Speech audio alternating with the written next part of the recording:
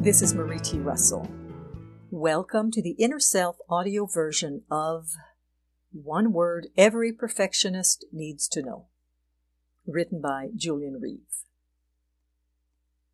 I just conducted a performance of the Broadway musical Hamilton in San Francisco in 2017 when I experienced a heart attack on my way home. Tests proved that my right coronary artery was 90% blocked and 2 stents were placed to get me on the road to recovery. I was 43 years old. Work with a psychologist would later identify stress as the main cause of the attack. It would also uncover perfectionism as its silent partner. My own endless demands and dubious lifestyle choices, driven by my bullying inner critic and fear of professional failure, had finally taken their toll. Finding a healthier balance.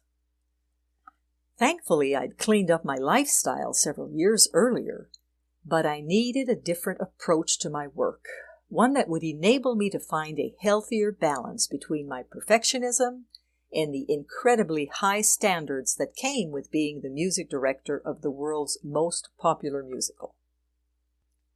My psychologist introduced me to self-compassion, a proven technique that moderates the link between perfectionism and depression and helps perfectionists manage their traits in healthier ways. It proved to be a game changer. Here's what I learned. First, self-compassion is more than just being kind to yourself. Self-compassion is made up of 3 elements. Self-kindness, where we learn to be warm and understanding towards ourselves. Mindfulness, where we discover how to observe thoughts and feelings as they arise without suppressing, denying, or reacting to them. Common humanity, where we recognize that suffering and imperfection are part of the human experience. Put simply, self-compassion is the art of being kind to yourself and treating yourself as you would others. Second, practicing self-compassion doesn't make us weak or lazy. Many perfectionists believe that being kind to ourselves will somehow undermine our high standards, and there's a common misconception that it also makes us vulnerable to laziness. This isn't true. The standards that perfectionists hold for themselves and others are intrinsically stitched into our DNA. We will always want the best results possible, and the practice of self-compassion will do little to change those demands. What self-compassion will do is soften the blow when we inevitably fail in some of our pursuits, and it will open the door to healthier ways to manage our perfectionism. Dr. Kristin Neff, a leading expert in self-compassion, puts it perfectly when she says, "Self-compassion allows us to turn toward and face the difficult feelings that arise when considering our own mistakes and misdeeds, meaning that we can see ourselves more clearly and do what's needed to make things better." Third, self-compassion actually makes us more productive. Self-compassion not only enables us to manage our perfectionism in healthier ways, but it also helps us to become more productive. When we're compassionate, the parasympathetic nervous system, the body's built-in system that calms us down, switches on, which leads to higher creativity. More blood flows to the prefrontal cortex, the part of the brain that does most of our thinking, and a hormone called oxytocin flows more freely, helping us to maintain lower levels of stress. 4. No one is perfect, so give yourself a break. Perfectionists find it really difficult to connect with this concept.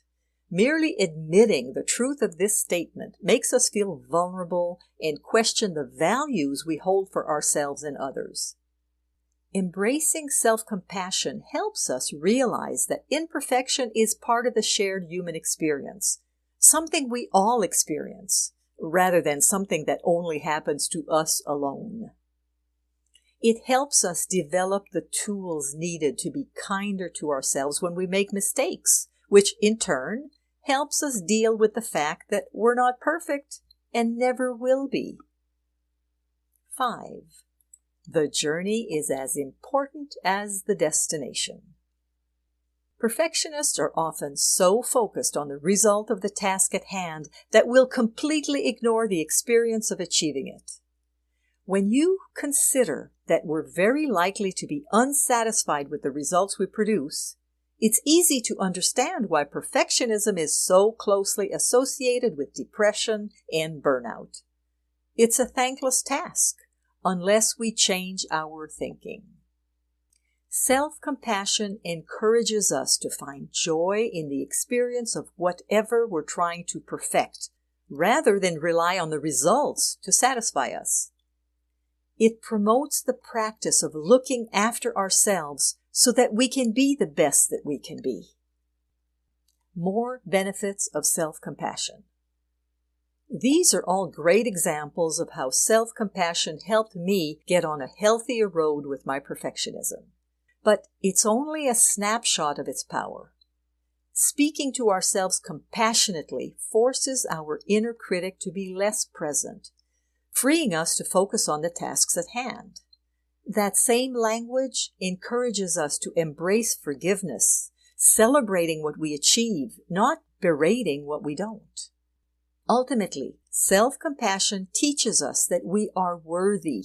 There is no need to compare ourselves to others because what we have inside us is enough.